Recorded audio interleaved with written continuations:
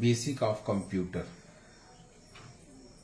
के पार्ट 2 में आज मैं आपको कंप्यूटर सिस्टम के बारे में जानकारी दूंगा।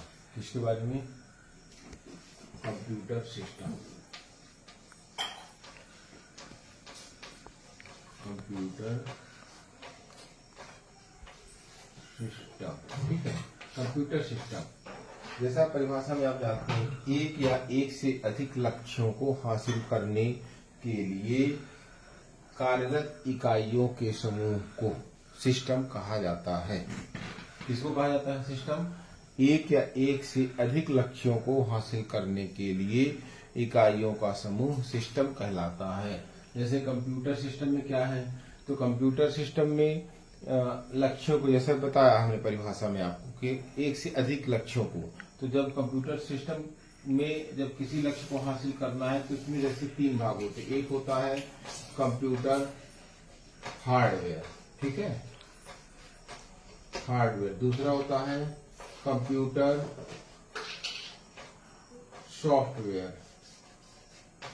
तीसरा होता है यूजर। कौन होता है? User. Computer hardware, computer software और यूजर। कंप्यूटर हार्डवेयर क्या है? कंप्यूटर के वे भाग जिन्हें हम छूकर महसूस कर सकते हैं, ठीक है, उन्हें कंप्यूटर हार्डवेयर कहा जाता है। जैसे आप उदाहरण में देख लें, keyboard, mouse, light pen, joystick, CPU, printer, ये सब कंप्यूटर हार्डवेयर के अंतर्गत आते हैं। सॉफ्टवेयर क्या है? कंप्यूटर सॉफ्टवेयर तो ये वे प्रोग्राम है जो कंप्यूटर को यह निर्देश देते हैं कि किस प्रकार डाटा को प्रोसेस किया जाए और आवश्यक सूचना जनरेट की जाए, है ना। दूसरी ये भी कह सकते हैं दूसरी तरह से कि निर्देशों का समूह प्रोग्राम कहलाता है और प्रोग्राम ही सॉफ्टवेयर है ना। हमारा जो कंप्यूटर होता है, जैसा हम देखते हैं कि सामने मॉनिटर है, कीबोर्ड है, माउस है ना, तो ये तो अब प्रैक्टिकली हम देख रहे हैं तो हार्डवेयर हो गया। लेकिन उसको चलाने में जो प्रोग्राम कार्य करता है वो सॉफ्टवेयर कहलाता है, ठीक है। तो सॉफ्टवेयर। अब तीसरा होता है यूजर। यूजर हम लोग हैं, जो ऑपरेटर होते हैं, जो चलाते हैं इसको, ठीक है। तो ये कंप्यूटर सिस्टम में 3 भाग होते हैं, ठीक है ना। ये तो आपके समझ में आ गया होगा। अब आगे हम इसके बाद अब हम बात करने जा रहे हैं, किसकी करेंगे अब? कंप्यूटर की पीढ़ियां, अनुप्रयोग, generation and application of computer. किसकी बात करेंगे अब? कंप्यूटर की पीढ़ियां। कंप्यूटर को कितनी पीढ़ियों में बांटा गया है बताइए?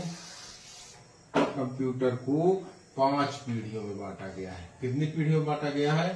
5 पीढ़ियों में, 5 जनरेशन में, ठीक है,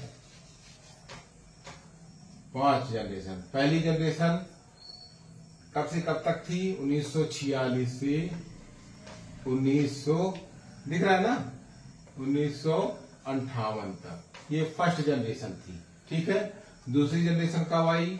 1959 से 1964 तक। थर्ड जनरेशन कब आई? 1964 से 1971 तक। फोर्थ जनरेशन कब आई? 1900, इसको बल्कि 64 नहीं, इसको 65 कह दें, है ना। इसको 1965 से 1971 तक। फिर 1972 से 1995 तक, 94 तक मान लें, ठीक है। 5वीं जनरेशन कब आई? 1995 से अब तक। ये हो गई जनरेशन ऑफ कंप्यूटर। अब इसको थोड़ा सा समझने की जरूरत है। जब 1946 में फर्स्ट जनरेशन आई, जिसमें उदाहरण के तौर पर हम ENIAC कंप्यूटर देख सकते हैं, इलेक्ट्रॉनिक न्यूमेरिकल, है ना, तो इंटीग्रेटर एंड कैलकुलेटर। तो ये जो आपका फर्स्ट जनरेशन का था 1946 से 1958 तक। इसमें थोड़ा थोड़ा बेसिक जानकारी आप इसलिए बता रहे हैं जिससे कि कंप्यूटर का आपको जो ज्ञान आगे लेना है, तो जितना ही आप बेसिक जानेंगे उतना ही फास्ट और आपको आगे काम भी आएगा। कॉम्पिटिटिव एग्जामिनेशन में भी ऐसे क्वेश्चंस पूछे भी जाते हैं, ठीक है। तो इसलिए हमको इसके बारे में जानना बेहद जरूरी होता है। अब जैसे फर्स्ट जनरेशन में 1946 से 1958 तक वैक्यूम ट्यूब का प्रयोग हुआ था। मुख्य तार्किक पुर्जा जो लगा था वो वैक्यूम ट्यूब था, लेकिन वो वैक्यूम ट्यूब की संख्या 18,000 थी। 18,000 होने के कारण वो कंप्यूटर बेहद बड़ा था, है ना, और उसका वजन भी पर्याप्त था। तो फर्स्ट जनरेशन के कंप्यूटर बहुत बड़े थे और इनमें पंचकार्ड का प्रयोग हुआ था, ठीक है, और मशीनी लैंग्वेज का प्रयोग हुआ था। किसका प्रयोग हुआ था? मशीनी लैंग्वेज। तो और कुछ में असेंबली लैंग्वेज का भी प्रयोग होता है। जैसे लैंग्वेज भी है, थोड़ा सा बाद में हम अगले वीडियो में आपको बताएंगे। लैंग्वेज भी दो प्रकार की होती है। अपन जैसा देखते हैं ना सिस्टम में कि मशीन जो है हमारी मशीनी लैंग्वेज समझती है, हम मशीनी लैंग्वेज नहीं समझती, ठीक है। लैंग्वेज को भी दो भागों में बांटा गया, low level language, high level language. तो लो लेवल लैंग्वेज कौन सी होती है? मशीनी language, assembly language. High level language कौन सी होती है? जो अपनी है सी लैंग्वेज, C++ लैंग्वेज, फोर्ट्रॉन, जावा, जो अपन कोबोल, है ना। तो ये सब हाई लेवल लैंग्वेज हैं। और इनके बीच में इनको कन्वर्ट करने, जैसे मशीन चूंकि मशीनी लैंग्वेज समझती है, तो उस और तो मशीनी लैंग्वेज और असेंबली लैंग्वेज और हाई लेवल लैंग्वेज, तो इनको कन्वर्ट करने के लिए भी ट्रांसलेटर लगे होते हैं, ठीक है। जैसे जिसको आपने सुना भी होगा, कंपाइलर, इंटरप्रेटर, ये क्या करते हैं? जैसे असेंबलर है, असेंबली लैंग्वेज को मशीनी लैंग्वेज में कन्वर्ट करता है, ठीक है। और कंपाइलर होता है, इंटरप्रेटर होता है, ये हाई लेवल लैंग्वेज को लो लेवल लैंग्वेज में कन्वर्ट करता है। तो ये थोड़ा सा हम आपको वीडियो में आगे क्लियर करेंगे। अभी हम बात कर रहे हैं किसकी? ये तो फर्स्ट जनरेशन में मशीनी लैंग्वेज आई, ठीक है, और सेकंड में असेंबली लैंग्वेज आई, थर्ड में हाई लेवल लैंग्वेज आई, और फिर आगे वो हाई लेवल लैंग्वेज के रूप बदलते गए।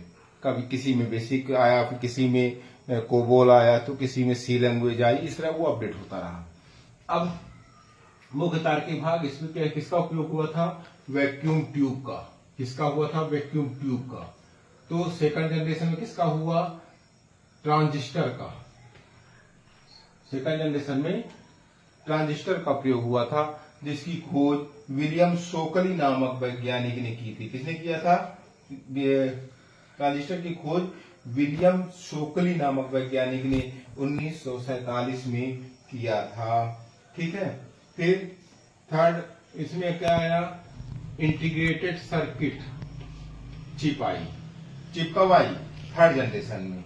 कौन सी आई? इंटीग्रेटेड सर्किट चिप, जिसकी खोज 1953 में मिस्टर एच जॉनसन नामक वैज्ञानिक ने की थी। किसने की थी? Mister H Johnson. इसी तरह अपन आए फोर्थ जनरेशन में, किसमें आई? LSIC, जिसका क्या होगा? Large scale integrated circuit chip. और फिफ्थ जनरेशन में क्या आया? वेरिलाक, VLSIC, ठीक है, ULSIC, इसका फुल फॉर्म क्या होगा? Very large scale integrated circuit chip. और फिर इसके बाद ultra large scale integrated circuit chip. और साथ में पांचवी पीढ़ी में ही आर्टिफिशियल इंटेलिजेंसी पैदा की गई, मतलब कंप्यूटर में स्वयं सोचने की क्षमता, जिसका उदाहरण आप रोबोट के रूप में देख सकते हैं।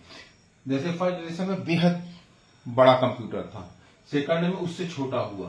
क्यों? क्योंकि जहां पर 18,000 वैक्यूम ट्यूब लगी थी, तो अब इसमें आ गई, तो इसमें जो है ट्रांजिस्टर जो लगा वो कम हो गया, तो इसलिए इसका आकार छोटा हुआ। इससे छोटा आईसी चिप आ गई, तो ये और छोटा हुआ। फिर LSIC आई, और छोटा हुआ, और इसमें सबसे छोटा हुआ। कंप्यूटर भी जैसे मेन फ्रेम सुपर कंप्यूटर था, सबसे बड़ा था, फिर मेन फ्रेम कंप्यूटर उससे छोटा हुआ, फिर मिनी कंप्यूटर हुआ, फिर माइक्रो कंप्यूटर हुई। तो हम अगले वीडियो में क्रम से हम आपको सब चीजें बताएंगे। अभी अपन सिर्फ जनरेशन जान रहे हैं, है ना। तो अच्छा, जैसे लैपटॉप, पॉमटॉप, डेस्कटॉप, कई कंप्यूटर, अब तो हथेली में भी आ रहा है, अब तो चिप में भी कंप्यूटर है, ठीक है, के रूप में भी आ रहा है, और उसका उपयोग रोबोट वगैरह में कर रहे हैं। तो ये आपका जनरेशन हुआ, ठीक है, आपको समझ में आ गया होगा, ठीक है। अब ऐसे ही वीडियो आगे आप यदि चाहते हैं कि आपको तत्काल मिले तो इसके लिए आप सब्सक्राइब कर लें, है ना, तो जिससे आपको ये सूचना, और लाइक भी करें जिससे आपको ये सूचना तत्काल मिले। जय हिंद, जय भारत।